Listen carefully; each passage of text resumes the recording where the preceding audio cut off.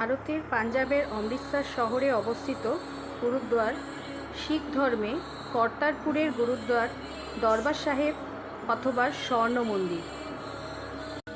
ডালহাউসি থেকে অমৃতসরের হোটেলে ঢুকেছিলাম রাত 10টায়, কিন্তু আর অপেক্ষা না করে লাগেজ রেখেই সোজা চলে গেছিলাম স্বর্ণ মন্দির দেখতে।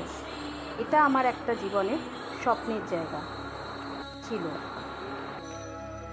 স্বর্ণ মন্দির যেতে যে পুলটি আছে সেটা 1577 সালে চতুর্থ শিখ গুরু রামদাস দ্বারা সম্পন্ন হয়েছিল এবং 1604 সালে পঞ্চম শিখ গুরু অর্জন আদি গ্রন্থের একটি অনুলিপি স্থাপন করেন এবং স্বর্ণ মন্দিরটি প্রতিষ্ঠা করেন। মুঘল এবং আফগান সেনাদের দ্বারা বহুবার ধ্বংস হয়েছিল এই স্বর্ণ মন্দির। মহারাজা রঞ্জিত সিং শিখ সাম্রাজ্য প্রতিষ্ঠার পর 1809 সালে মার্বেল ও তামা দিয়ে এটিকে পুনর্নির্মাণ করেন। 1830 সালে স্বর্ণের পাতা দিয়ে এই গর্ভগৃহটি ঢেকে দেন। এর ফলেই গোল্ডেন টেম্পল নাম হয়। গোল্ডেন টেম্পল বা স্বর্ণ মন্দির হলো সমস্ত মানুষদের জন্য একটি উন্মুক্ত উপাসনার ঘর, যা সকল স্তরের সকল ধর্মের মানুষ এখানে প্রবেশ করতে পারে।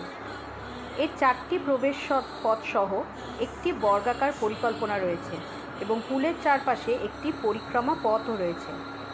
গুরুদ্বারের 4টি প্রবেশদ্বার সমতায় শিখদের বিশ্বাস এবং শিখ দৃষ্টিভঙ্গির প্রতীক, যে সমস্ত লোককে তাদের পবিত্র স্থানে স্বাগত জানানো হয়। অনেকগুলি ভবন রয়েছে, একটি ক্লক টাওয়ার রয়েছে, গুরুদ্বার কমিটির কার্যালয় এবং একটি জাদুঘর ও একটু ল্যাঙ্গার রয়েছে, যেখানে বিনামূল্যে শিখ সম্প্রদায় দ্বারা পরিচালিত রান্নাঘর, যা বৈষম্য ছাড়াই সমস্ত দর্শনার্থীদের জন্য নিরামিষ খাবার অফার করা হয়। প্রতিদিন 1.5 লক্ষ জনের বেশি লোক পুজোর জন্য পবিত্র মন্দির পরিদর্শন করেন। এটিকে দরবার সাহিবও বলা হয়, যার অর্থ পবিত্র শ্রোতা। সেই সাথে স্বর্ণের পাতায় আচ্ছাদিত গর্ভগৃহ কেন্দ্রের জন্যই এমন নাম তার, স্বর্ণ মন্দির। হরমন্দির শব্দটি 2টি শব্দের সমন্বয়ে গঠিত, হরি আর ঘর। হরি মানে ঈশ্বর আর ঘর মানে হচ্ছে মন্দির। আমরা সেদিন রাত্রেই স্বর্ণ মন্দিরে গিয়ে সেখান থেকে লঙ্গারখানায় গিয়ে সেখানে প্রসাদ খেয়েছিলাম।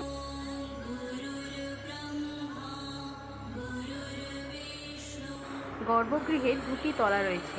শিখ ধর্মগ্রন্থ গুরু গ্রন্থ সাহিব প্রতিদিন প্রায় 20 ঘন্টা নিচের বর্গাকার মেঝেতে বসে থাকে এবং 4 ঘন্টার জন্য এটিকে সুখাসন এবং প্রকাশের জন্য একটি পালকিতে বিস্তৃত অনুষ্ঠানের সাথে অকাল তখতের ভিতরে তার শোবার ঘরে নিয়ে যাওয়া হয়।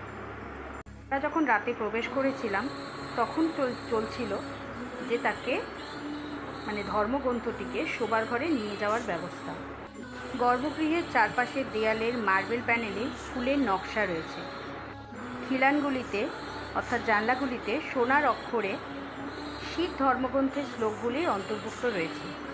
আমরা এবার আস্তে আস্তে ল্যাঙ্গারখানায় প্রবেশ করছি, যেখানে প্রথমেই লাইন করে থালা দেওয়া হচ্ছে, তারপরে বাটি আর তার মধ্যে একটি করে চামচ।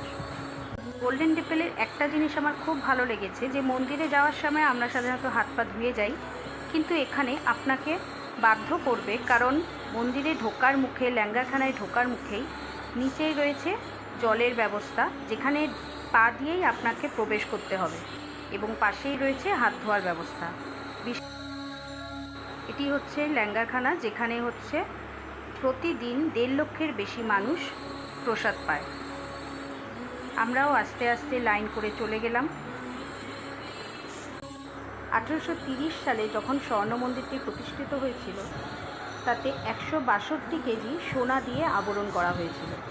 1990 সালে তা 500 কেজি স্বর্ণ দিয়ে পুনঃ আবরণ করা হয়। স্বর্ণের পরিমাণের মূল্য আজকের হিসাবে 140 কোটি টাকা।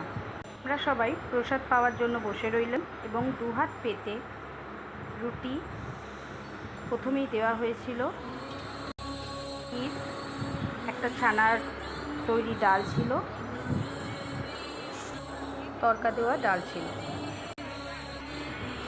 পুরো মন্দিরটি রক্ষণাবেক্ষণের খরচটি সম্পূর্ণভাবে দাতাদের দ্বারা পরিচালিত হয়। মন্দিরের পরিষ্করণ, রক্ষণাবেক্ষণ এবং ল্যাঙ্গারের সেবা প্রদানের কাজগুলি স্বেচ্ছাসেবীদের দ্বারা করা হয়, যারা বিনামূল্যে কাজ করে। হরমন্দির সাহিবের শিখ ধর্মের চিরন্তন গুরু শ্রী গুরু গ্রন্থ সাহিব সর্বদা বিরাজমান।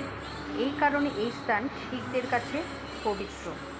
সকল পেশা, সকল ধর্মের নারী পুরুষ যাতে ঈশ্বরকে সমভাবে উপাসনার সুযোগ পান, সেই কারণে ওই মন্দির নির্মিত হয়।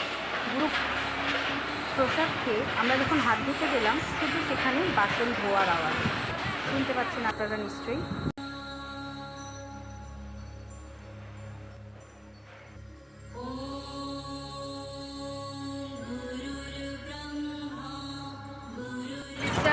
এখন আমরা আবার বেরিয়েছি গোল্ডেন টেম্পল দেখতে। কালকে অনেক রাত্রে ফিরেছি, কিন্তু রাতে এসে 10টার সময় দেখেছি গোল্ডেন টেম্পল।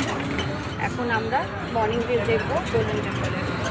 ওখানে গিয়ে গুরু গ্রন্থ সাহিব শিখ ধর্মের পবিত্রতম ধর্মগ্রন্থ। 1708 সালের 7ই অক্টোবর নান্দেদের দশম গুরু গুরু গোবিন্দ সিং এই গ্রন্থকে শিখদের চিরন্তন গুরু ও শিখ ধর্মের নেতা ঘোষণা করে যান। সকালে চললাম আবার গোল্ডেন টেম্পল দেখতে। গোল্ডেন টেম্পলের রাতের সৌন্দর্য তো দেখলাম, এবারে চললাম সকালটা কেমন, সকালে স্বর্ণ মন্দিরটি কেমন দেখতে লাগে তা দেখতে। সুফি সন্ত মিয়া মীর স্বর্ণ মন্দিরে ভিত রেখেছিলেন। তৃতীয় শিখ গুরু অমর দাস এই মন্দির তৈরির স্বপ্ন দেখেছিলেন, কিন্তু পঞ্চম গুরু অর্জুন দেব মন্দিরের প্রধান কাজ শুরু করেন। ধর্মীয় ধ্যান ধারণা অনুযায়ী স্বর্ণ মন্দির ভিতরে শিখ ধর্মের প্রাচীন ইতিহাসের উল্লেখ রয়েছে। এই মন্দিরটি অকাল তখতের ওপর স্থাপিত। অকাল তখতের অর্থ হলো অনন্ত সিংহাসন। 5টি তখ্তের মধ্যে অকাল তখত প্রথম ও সবচেয়ে পুরনো। মন্দিরটি যখন তৈরি হয়েছিল সেটা সোনার চাদরে মোড়া ছিল না। 19বিংশ শতাব্দীতে মহারাজা রঞ্জিত সিং পাঞ্জাবকে বহিরাগত আক্রমণের থেকে রক্ষা করেন ও একে পুনরুদ্ধার করেন এবং মন্দিরটিকে সোনায় মুড়ে দেন। স্বর্ণ মন্দিরের সকালের আর এক রূপ। ছেলেকে নিয়ে সকালবেলা গেলাম স্বর্ণ মন্দির দেখতে। অদ্ভুত সুন্দর।